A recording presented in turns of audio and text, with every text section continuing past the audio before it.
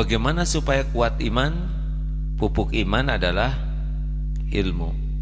Jadi kalau ada bapak-bapak, ibu-ibu, sahabat-sahabat sekalian jarang belajar agama, sudahlah, tidak usah terlalu banyak cita-cita, pasti nalangsa karena kurang. Tapi ilmu agama luas, pelajari yang paling utama adalah ilmu mengenal Allah Subhanahu wa ta'ala. Enaknya zaman kita sekarang, Pak, kita ada YouTube. YouTube itu Allah yang ciptakan, bukan siapa? Mark Zuckerberg itu siapa? Facebook, YouTube itu dari Allah yang ngasih idenya. Orang nggak dikasih ilmu oleh Allah nggak bisa mikir. Tinggal mau kita gunakan untuk kebaikan atau keburukan. Maksiat ada di YouTube. Tapi kenapa ya? Kok lebih gampang buka yang ngaco-ngaco? Yang enak-enak mah rada, itu mah yang taat-taat mah rada susah. Begini, kenapa orang susah taat? Karena pahalanya tuh kerasanya nanti ganjarannya. Nah, kalau maksiat langsung kerasa itu ngeresnya tuh, hasil mesumnya tuh, ya. Makanya orang suka yang instan, padahal itu yang bikin lambat laun keracunan dan mencelakakan. Buka, Pak, di YouTube itu ceramah para ulama tauhid ya, yang menjelaskan tentang keagungan Allah ada di sana. Karena kalau sudah kenal ke Allah, sambil kita belajar sholat, baru kita nikmat khusyuk. Kalau belajar sholat, tata cara sholat itu penting, tapi tidak belajar tauhidnya, selama sholat tuh hanya ingat tata cara, tidak ingat khusyuknya. Jelas hadirin? Jadi tolong nih, luangkan waktu. Gimana habis kuota dibayarin oleh Allah? Kalau kuota untuk nyari ilmu nanti Allah yang membiayai.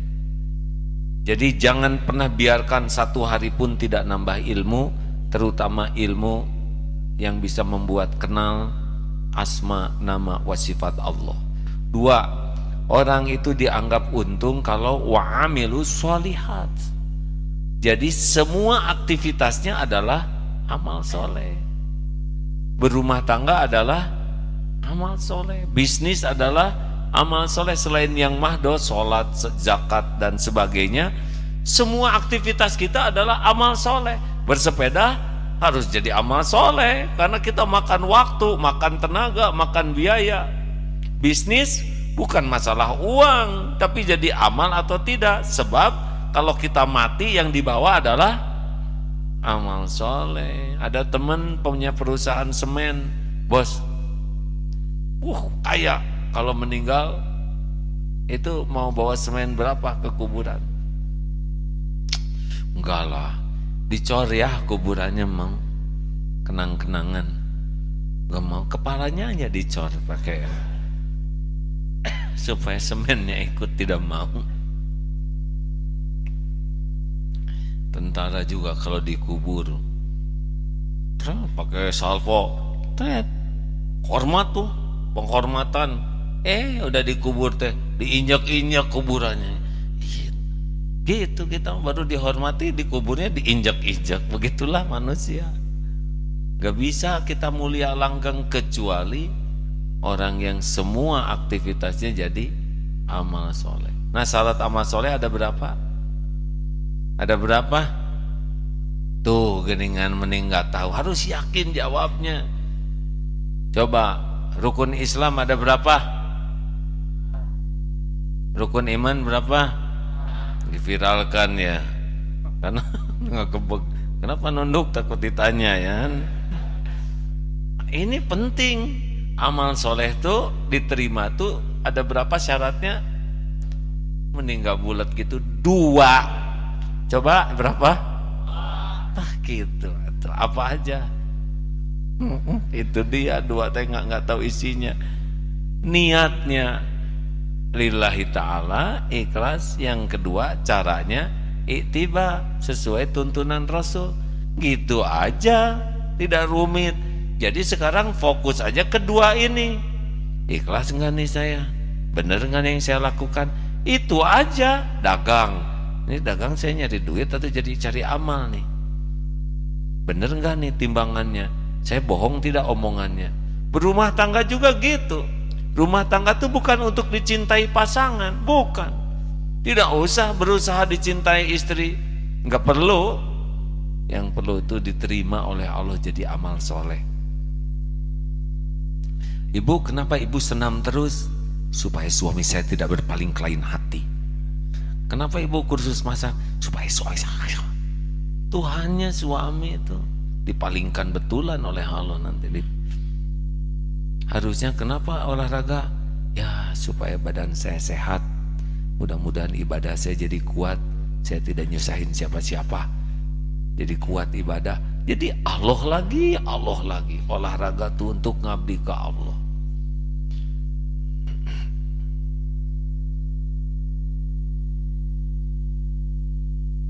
Tiga, tawasobil haq. Jadi sekarang dua ini diingat terus ya. Ini saya ikhlas tidak? Seperti saya sekarang ceramah. Ini ceramah tuh belum tentu diterima, hadirin. Walaupun omongannya mungkin benar, tapi kalau niat tidak benar, tidak diterima. Walaupun berjuang, belum tentu diterima. Walaupun ngaji sampai hafal Quran, belum tentu diterima.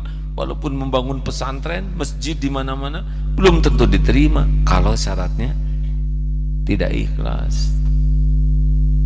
Kalau syaratnya tidak dipenuhi, tidak ikhlas, tidak diterima. Ini ceramah gini, apa saja coba niatnya? Ingin kelihatan pintar, ingin kelihatan soleh, ingin kelihatan sudah makrifat, ingin kelihatan sudah banyak amal, kadang menunjukkan sesuatu supaya dikagumi orang. Mana Allahnya? Sudah bicara mas, semoga tiap perkataan ini Allah jaga dan Allah terima. Karena yang bisa memasukkan kata-kata ke hati saudara-saudara bukan saya, Allah lah yang ngasih hidayah taufik. Makanya tidak usah overacting di dalam ceramah, karena sampai jeding juga kita ceramah, kalau Allah tidak tolong tidak akan masuk ke hati siapapun. Dan saudara-saudara ini tidak dikuasai saya, saudara itu dikuasai Allah, dimasukkan ke hati, disimpan di akal pikiran.